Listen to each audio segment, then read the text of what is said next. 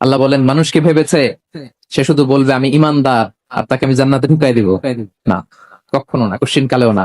আমাদের জীবনে যত হতাশা, আমাদের জীবন নিয়ে যত অভিযোগ, আমাদের মনে যত কষ্ট, আমাদের হৃদয়ের ভেতরে যত অস্থিরতা, তার মূলে হচ্ছে এই সমস্যা যে আমরা ভুলেই গেছি আমরা পরীক্ষা দিতে আসছি।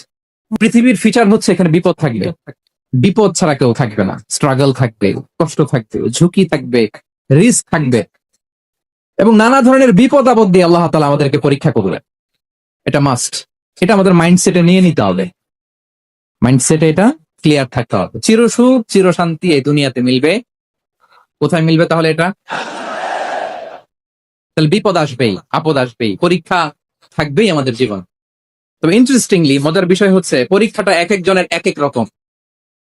পুরো পৃথিবীটা একটা পরীক্ষা ক্ষেত্র, কিন্তু কারো প্রশ্নপত্রের সাথে কারো প্রশ্নপত্রের কোনো মিল নাই। সুবহানাল্লাহ।